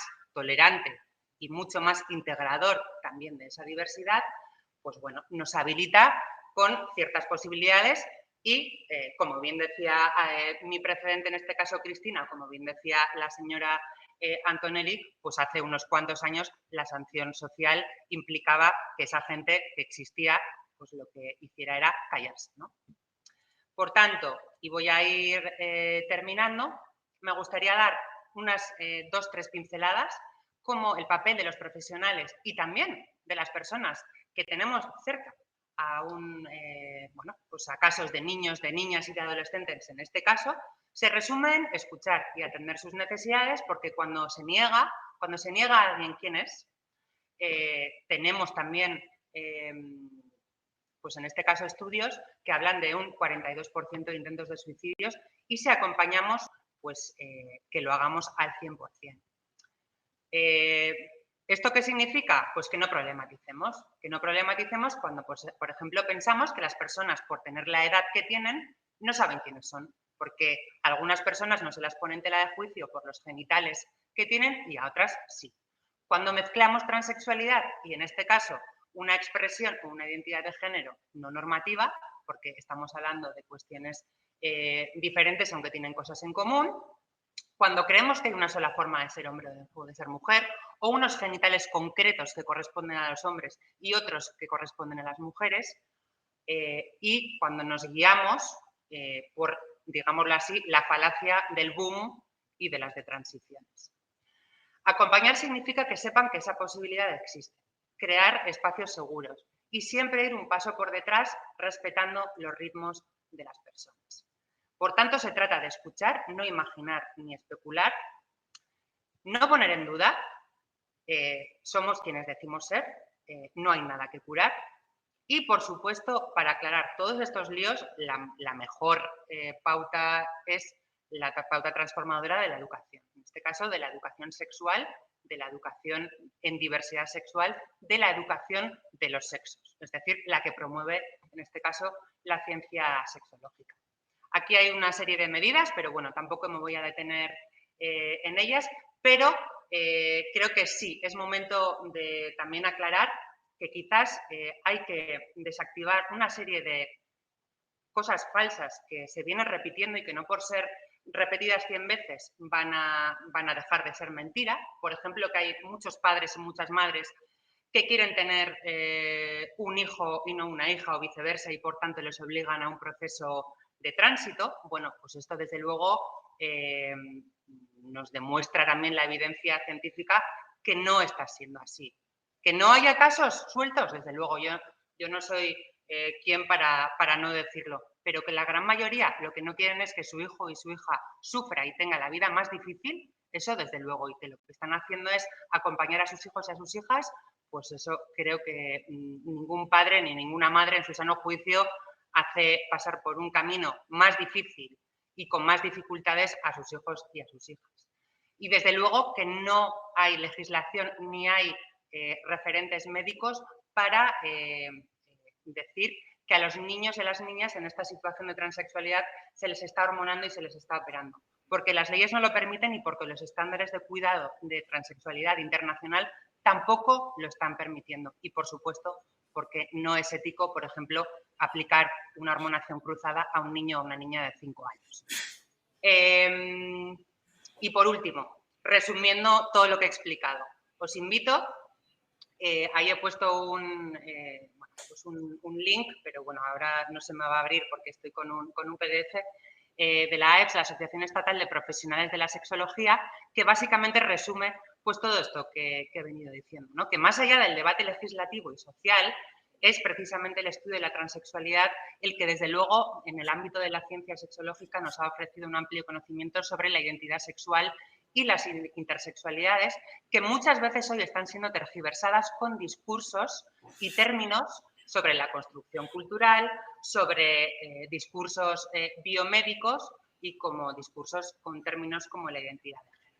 Desde luego en la sexología, la transexualidad, las personas con una experiencia de vida trans aportan conocimiento, es un ejemplo más de realidad intersexual, de que lo masculino y lo femenino confluyen en diferentes niveles en todos nosotros, no solo en las personas transexuales, ni en aquellas que tienen genitales, podríamos decirlo, ambiguos, y que pues dentro de estos discursos entre lo construido culturalmente y lo constatable genitalmente o cromosómicamente, pues desde luego hay un conocimiento de hace más de 100 años y que desde luego la identidad sexual afirmamos que no es opcional, no se construye solo culturalmente, no se construye de afuera hacia adentro, sino al contrario.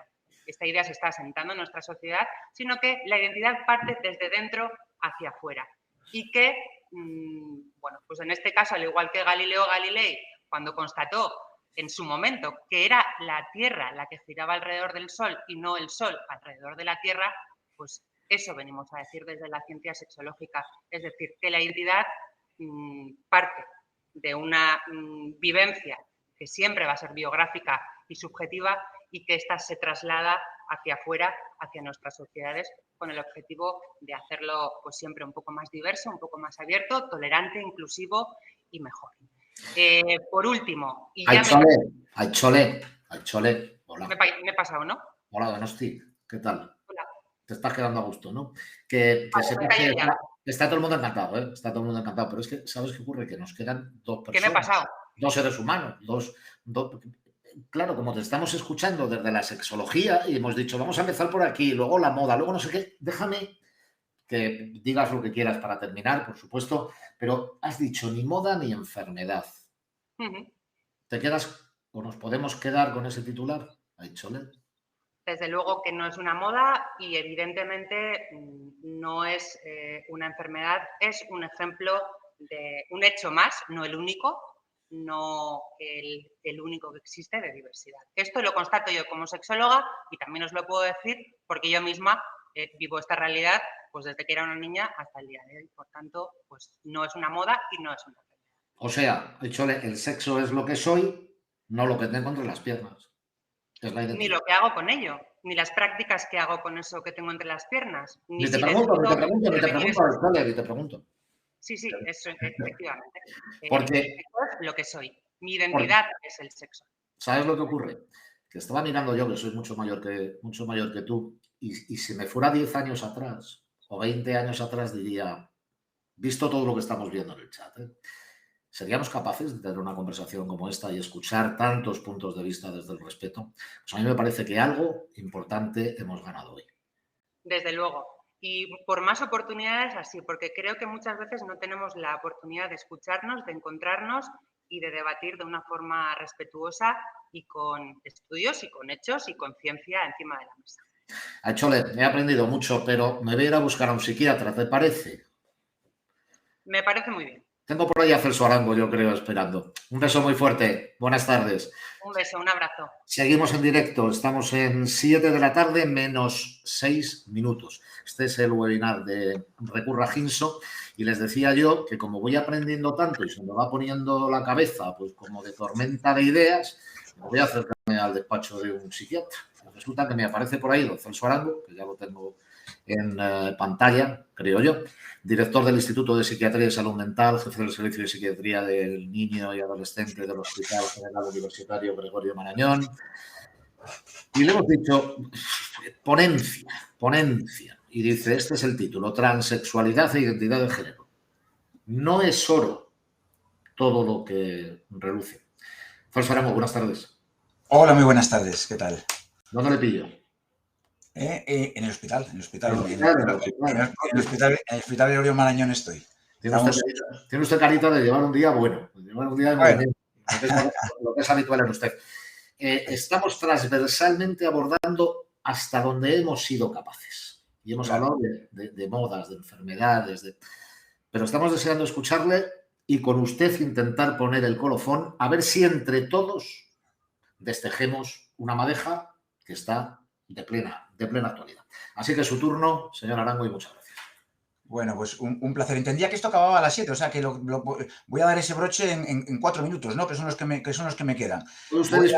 Puede usted disponer incluso de 6. Vale, fenomenal. Muy bien, pues haré lo que... Pues yo creo que no por más hablar, ¿no? Se tiene más la razón o por ocupar más minutos. Pero un placer, ¿no? Estar aquí con este tan variado elenco de profesionales que están hablando. Vamos a ver, yo soy un médico psiquiatra, trabajo en sanidad pública exclusivamente, en el Hospital Gregorio Marañón, en Madrid, y voy a hablar desde la experiencia personal, fundamentalmente, ¿no? Y lo que vemos en la práctica clínica, ¿no? O sea, lo mío va a ser un discurso bastante pragmático desde pues probablemente lo que sea la realidad clínica, ¿no? de un instituto de psiquiatría y salud mental en el que vemos aproximadamente 50.000 niños y adolescentes al año, con lo cual tenemos una cierta casuística, en el que llevo trabajando 25 años, en el que teníamos una unidad de hospitalización, hospital de día, pues desde hace pues 22 o 23 años, ¿no? Y hemos podido ver pues esos cambios, ¿no? Y evoluciones que ha tenido y que ha surgido en lo que tiene que ver con la salud mental infantojuvenil.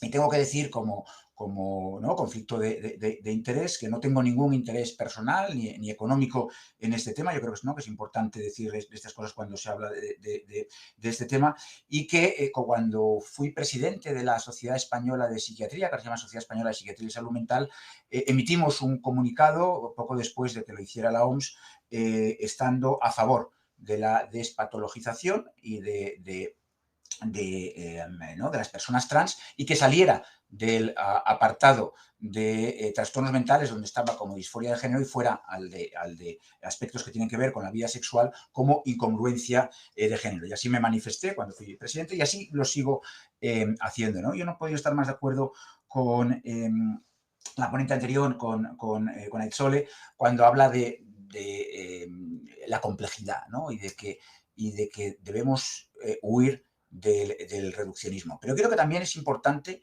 que lo hagamos con los datos, no que a nosotros nos gustaría que hubiera, sino con los que hay en la realidad. Y al final, en este mundo de la posverdad, ¿no? En donde pues, la gente cree que por decir las cosas, ¿no? Yo puedo decir 100.000 veces que Gregorio Marañón le dieron el premio Nobel de Medicina, pero no se lo dieron. Que por mucho que yo lo diga aquí, la realidad es que no se lo dieron, ¿no? Yo creo que el premio Nobel de Medicina, lamentablemente, solo hemos tenido a Ramón y Cajal y a Severo Ochoa, ¿no? Yo puedo decir... Entonces, en ese mundo polarizado en el cual uno defiende muchas veces desde los constructos, desde la política, desde pensamientos a priori, desde la realidad que uno conoce, porque al final la realidad que uno conoce, uno tiene la tendencia a pensar que esto es así. Muchas veces antes, cuando se hacía el servicio militar, mucha gente iba a hacer, esos varones que iban a hacer el servicio militar se dan cuenta que había una realidad muy distinta a la suya. Los que venían de estatus socioeconómico distintos se dan cuenta que de repente que había ricos, y los ricos se dan cuenta que había gente que no tenía para comer, ¿no? Y cuando uno sale de su estado de habitual y su contexto de situación de confort, pues se da cuenta que hay otras realidades, ¿no? Entonces, en ese mundo en el que vivimos, de que da la impresión de que todo es blanco o de que todo es negro, pues la realidad, y la realidad por lo menos la que vivimos aquí, se impone en que hay una amplísima gama de grises y vemos de todo. Porque el hecho de que una persona trans no tenga ningún trastorno mental por el hecho de ser trans, no significa que no lo pueda tener. Uno de cada cinco europeos vamos a tener un trastorno mental, y ninguno de nosotros estamos libres de poder tener un trastorno mental a lo largo de nuestra vida. Y es más, lo que nos dicen esos... Ahora hablaré, porque bueno, ¿no? Si de algo me he dedicado o he intentado hacer es estudios científicos, ¿no? Hemos publicado más de 500 artículos científicos indexados en estos últimos 10, 15 años. Entonces, claro, ¿no? Si uno dice... ¿no? o se agarra a algo solo porque le conviene, pues puede llevarle a interpretaciones erróneas. Y hablaré también de algunos ejemplos que se han puesto, ¿no? Entonces, en relación a las cosas que se han dicho, yo creo que es importante diferenciar, ¿no? Diferenciar lo que es ser una persona trans, ¿no? Y como decía, para mí, por el hecho de ser trans, no se tiene un trastorno mental, pero lo que nos dice los estudios, lo que nos dice la literatura científica, lo que nos dice la práctica clínica, es que las personas trans tienen un riesgo aumentado de tener un trastorno mental frente a la población general, por ejemplo, frente a las personas no trans, y de hecho las personas trans están sobre representadas ¿no? En unidades de hospitalización psiquiátrica para menores, hospitales de día, etcétera, etcétera. Y claro, el que trabaja en el sistema público, de lo que nos asusta a nosotros y lo que estamos intentando lidiar ahora con listas de esperas absolutamente inasumibles, es que nos deriven más gente. Nosotros no salimos a la calle, como psicólogos clínicos, enfermeras de salud mental, psiquiatras, a buscar clientes o personas que acudan a nuestros servicios. Las personas acuden a las urgencias, acuden a los servicios de salud mental, etcétera, etcétera. Entonces, que hay una sobrerepresentación, eso es muy evidente, ¿no? Y habrá que saber el porqué. Pero yo creo que un punto fundamental en relación con eso último es que no conviene confundir lo que es intersexualidad, de lo que hablaba Gregorio Marañón en su libro, de lo que es su tesis doctoral, que afecta aproximadamente a una o dos de cada 10.000 personas, que es un fenómeno muy raro, muy extraño, condicionado la mayor parte de las veces genéticamente, por tener los cromosomas X y 1Y, XX y Y, o por tener, ¿no?, una incongruencia entre el aspecto hormonal y el aspecto sexual, donde pues eso, hay esa necesidad de tomar la decisión de, lo convertimos en niña o lo convertimos en niño. Yo creo que eso no tiene nada que ver, eso ha existido siempre. Cómo ha existido siempre la homosexualidad y cómo ha existido siempre las personas trans. Porque yo llevo 25 años viendo niños y niñas que les daba asco su colita desde los 4 o 5 años y niñas que decían que te pusieras como te pusieras, ellos eran niños. Y eso es una realidad y siempre ha existido. Y me parece fenomenal que eso no esté patologizado. Ahora, que lo que estamos viendo es un fenómeno distinto aquí, en Estados Unidos, en Australia, en Finlandia, en Suecia, en el Reino Unido, donde queramos. Pues así es, y así se impone la realidad. Vamos a ver, nosotros, los especialistas de salud mental infanto-juvenil, hace 4 años, no digo 40, 4 años, casi no veíamos niños y adolescentes que se corten. El fenómeno de cortarse como liberación de la angustia, etcétera, algo que veíamos en el sistema carcelario. Pues es una cosa cultural, llámesele moda, llámesele como quiera, algo cultural, está en el contexto y se aprende, ¿verdad? Eso nosotros no lo veíamos. Acaba de salir un artículo publicado hace nada que en Cataluña, en el último año, 1 de cada 4 adolescentes se ha cortado. Entonces, ¿eso qué es? Es un fenómeno pues, de que muchas veces la patología mental de base, de ahí es uno de los grandes errores en el que es muy fácil caer, sobre todo cuando uno está alejado a esto, ¿no? Y el que cualquier científico, pero cualquier persona, yo creo, en la vida se da cuenta. El inferir causalidad. Inferir causalidad es muy complicado. El problema del huevo de la gallina. Esto es así porque lo produce esto, ¿no? O esto está produciendo esto porque era así, ¿verdad? Entonces, no hay mejor diagnóstico diferencial a la hora de hacer esto y retrospectivamente esto cuando surge, ¿no? Y efectivamente hay personas trans en las que no hay disforia. Hay personas, niños y niñas trans, que se viven como tal desde la infancia, en la que no existe esa disforia. Y hay mucha de esa disforia que está causada por fenómenos externos de discriminación, sobre todo en países donde son mucho menos tolerantes, de apartarse, etcétera, etcétera, y que eso acaba provocando trastornos mentales. Ahora, negar que lo contrario no puede ocurrir, yo creo que es estar muy alejado de la realidad clínica, porque si no, ¿cómo se explica? ¿Cómo se explica que ahora veamos 5.000% veces más casos, ¿no?, de adolescentes que, y esto es el día a día, esto no es teoría, esto es el día a día, adolescentes que dicen que son trans después de ingresar en una unidad de hospitalización para trastornos psiquiátricos para niños y adolescentes, que ellos mismos te dicen que nunca lo habían pensado, ni lo habían considerado, y que les ha tocado en esa misma unidad con otra persona de su misma edad que es trans, que les dice que lo que le pasa es eso. Entonces, vamos a ver, y esa es la realidad, y eso está sucediendo. O sea, que una cosa, desde luego, no inhabilita a la otra. Y aquí lo que yo creo que es fundamental es que seamos capaces de aceptar que lo que les va bien a unos no les va bien a todos. Y por mucho que nos empeñemos, lo digo de verdad, como persona que le gusta producir y hacer ciencia y escribir artículos científicos y leerlos. Yo creo que es fundamental en cualquier artículo científico el leer la metodología. Claro, y si uno aquí presenta, digo, bueno, el Lancet dice que el 98% de los adolescentes que se hormonaron o recibieron cirugía no detransicionaron y se mantuvieron. Claro, nos están ocultando una parte muy importante, seguro que no de forma intencionada, de la metodología. Porque la metodología lo que dice es que después de 6 meses de evaluación y seguimiento y estudio intenso, incluido profesionales de la salud mental, y aquí hay mucho estigma, ahora diré por qué, incluidos profesionales de la salud mental, el 50% abandonaron. ¿Eso qué significa? Eso significa que si en esta clínica, en Ámsterdam, no tuvieran esos profesionales de la medicina, de la salud mental, que acompañan, yo creo que eso es un término en el que estamos todos de acuerdo, porque al final, esa persona, que hay personas trans que no tienen por qué sufrir, pero desde luego, los que llegan a nosotros, por el motivo que sea, es porque tienen algo que les hace sufrir. Y eso da igual la causa o el origen y la causalidad y el huevo y la gallina. Es decir, al final es fundamental que las familias estén ahí acompañando, ¿no? Y que sea esa angustia, ese sufrimiento, se intente aplacar en la medida de lo posible de las mejores formas. Pero ya acabo.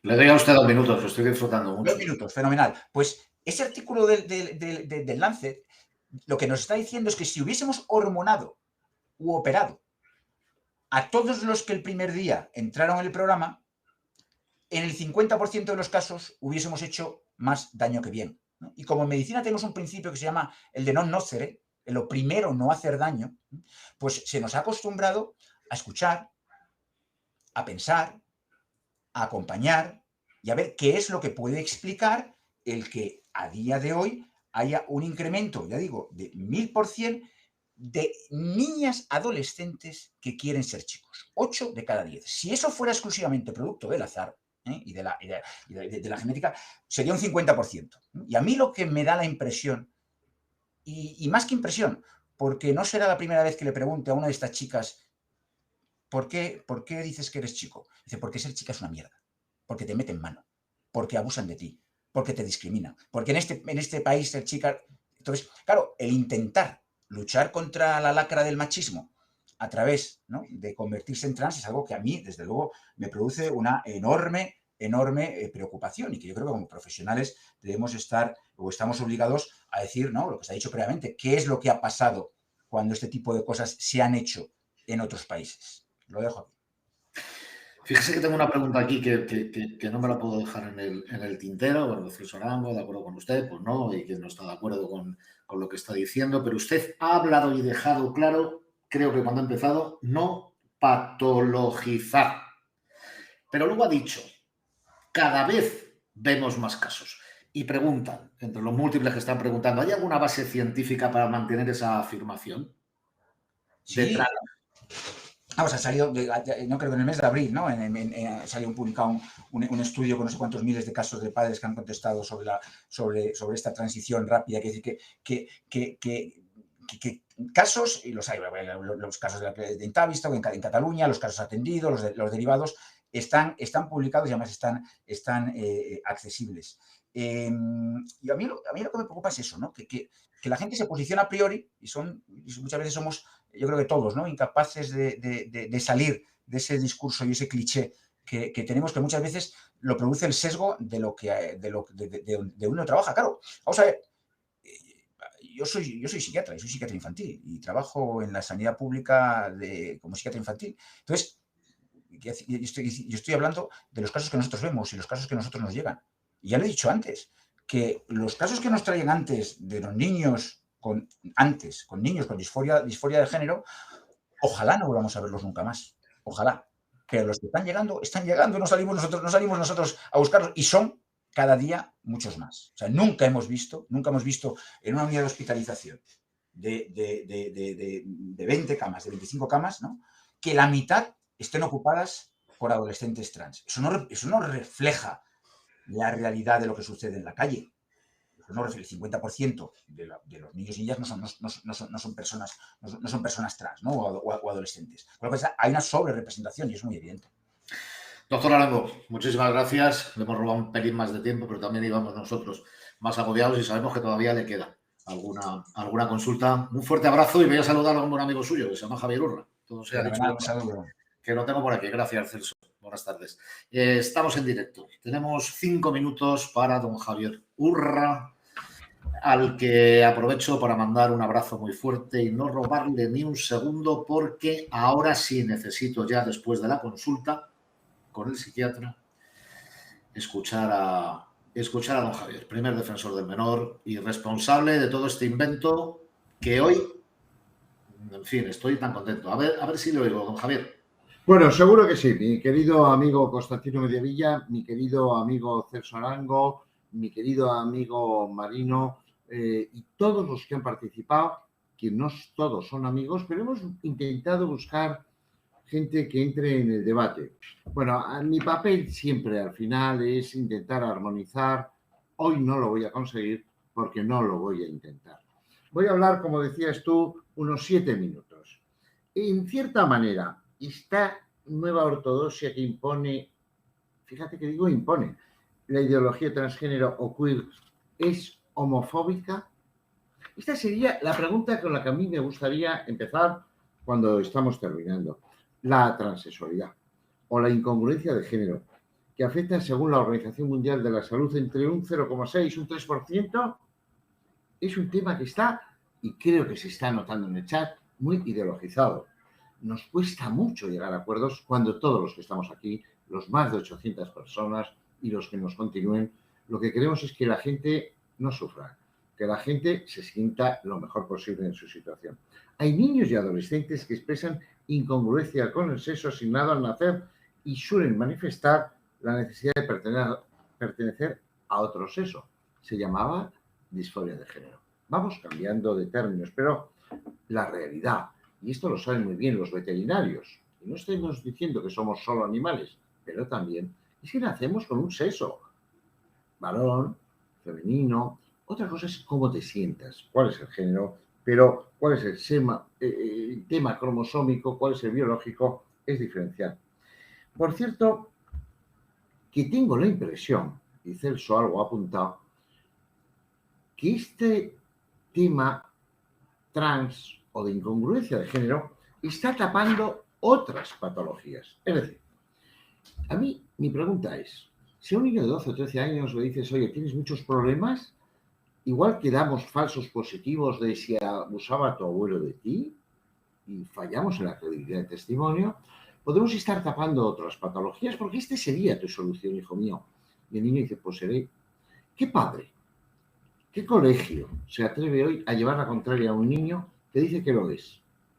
Bueno, y ahí es donde tenemos que estar, los adultos. Estoy viendo en el chat que ¿por qué hay un psiquiatra? Pues porque hay una patología en el sentido, no de que sea una patología el hecho, sino lo que supone. Y con Vinicius y con otros hechos hemos comprobado que la gente, nadie es homófobo, nadie es racista, pero la realidad es otra. Por eso se multiplica por 8,6% el riesgo de suicidio. Ah, por cierto, si luego hormonas, si luego el día de mañana haces unas intervenciones quirúrgicas que son irreversibles y teniendo en cuenta que el 20% quieren volver no a su orientación, sino a su identidad primigenia, el problema es grave. Lo que veníamos en esta webinar de Recursos Hincho es a escuchar, a aprender, no a concluir. Pero tengo que decir que la identidad de los menores es cambiante. Y de eso sí sé. Los niños, los adolescentes están cambiantes. Es el momento de tomar una decisión. El concepto de nacer en un cuerpo equivocado puede ser muy nocivo. Y Marino escribió un libro que es Nadie nace en un cuerpo equivocado. Otra cosa es tu percepción, tu sensación. Y desde luego, personalmente, entre el cuerpo. Y se habla mucho de vulva, de pene, o la percepción. Creo que la psique, la emoción, el alma del ser humano, antes que se hablaba de Grecia, es mucho más esencial. Ahora hay un informe de la Fiscalía, de la Sala de lo Civil del Ministerio Público, que alerta sobre la inseguridad jurídica. Es un tema que parece menor, pero quería traerlo. La de transición es un fenómeno de presentación que conlleva problemas clínicos, psicológicos, sociales. Hemos sacado una ley, yo creo que muy ideológica. Es que yo dudo que sea constitucional. Es decir, que un niño no pueda ir a un psicólogo, no puede ir a un médico para ver que le apoye, como se ha dicho con un término muy bonito, que le acompañe. Y si cuando uno quiere echar marcha atrás, pero ¿por qué no? Es que el ser humano no puede equivocarse y decir, quiero que me vuelvan a apoyar en un sentido contrario. Ahí es a lo que me refiero del peligro de una ideologización. En estos últimos años estamos asistiendo a un importante incremento de esta demanda asistencial y desde luego el CIE 10, el CIE 11 hablan de esta realidad. Tengo que señalar que este problema que está generando en Francia, en Inglaterra, en Reino Unido, muchas denuncias contra los padres y los estados, contra el Estado, en España está disparatado. Tenemos que plantearnos exactamente por qué. La transexualidad tiene un origen heterogéneo, multifactorial. La prevalencia obtenida al final de muchos estudios sería del 9,8%. Desde luego que no es un fenómeno actual. Ya se describía en 1940. Y desde luego, quien les está hablando, y en el centro de Recurra Hinson, ya trabajamos con estos niños, naturalmente, y les acompañamos. O sea que aquí nadie de los que ha estado en esta webinar está en contra. Nadie niega una realidad. Lo que dice es, estamos haciéndolo bien, estamos haciendo las cosas con el tiempo necesario, tenemos la serenidad o esta es una sociedad donde Lindman en 2018 dice, el contagio social, y se hablaba antes de la anorexia, se hablaba antes de las autolesiones, se hablaba antes de cosas que no nos gusta decir porque tiene mucho de moda, nos lleva a contagio social, a mecanismos de afrontamiento desadaptativos, a conflictos entre padres e hijos, como posibles explicaciones que se habrían de explorar. No se niega la mayor, pero se dice, seamos cautos en ese sentido. ¿Cuál es, por lo tanto, estas hipótesis? ¿Qué pasa con los centros escolares? ¿Qué profesor se atreve hoy a decir, chico, vamos a tomarnos un tiempo, esto no es exactamente así? Por lo tanto, lo que hoy queríamos es plantearnos algunas preguntas, más que garantizar unas respuestas y sobre todo de algunas personas que en el chat ya tenían criterio antes de escucharlo. Voy acabando, Constant, que te veo. Los profesionales de la salud fallan también, fallan en la medida en que los niños y adolescentes no reciben los mismos estándares de atención clínica, de evaluación y de ayuda. Esto está en nuestra ética. Es que esto no te lo puede cambiar un boletín oficial del Estado. No lo puede cambiar. Creo que lo digo con mucha claridad. El tema del suicidio que se ha hablado, naturalmente que se multiplica con 8,6. Uno, porque lo que llamamos disforia de género es un conflicto. Y dos, porque hoy, aunque la sociedad dice que nos gusta lo distinto, no es verdad. Y en esta línea está siempre Recurra Hinson, en entender, en comprender y en enriquecer una sociedad. Acabo. La empatía, el respeto, claro que es fundamental.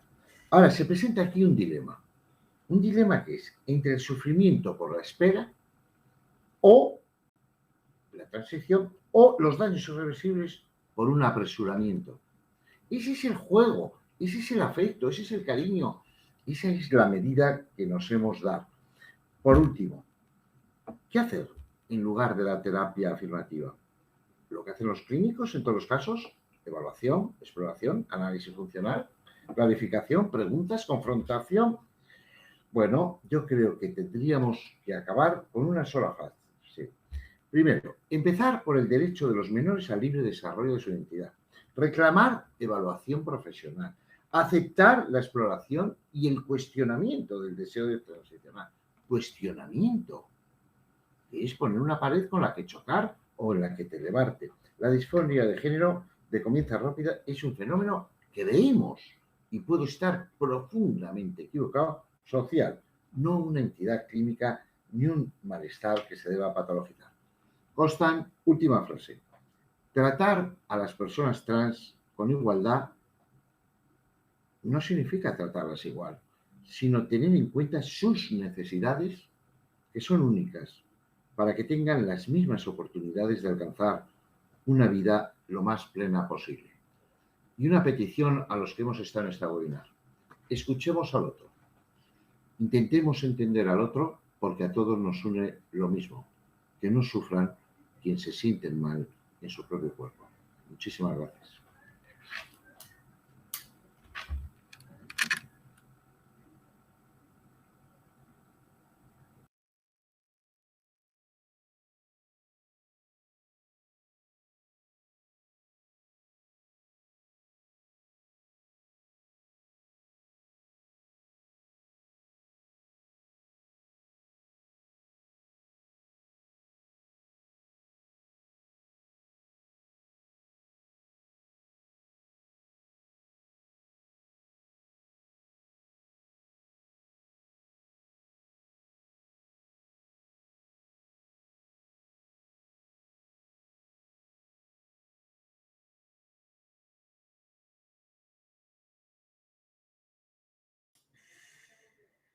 que no me han oído.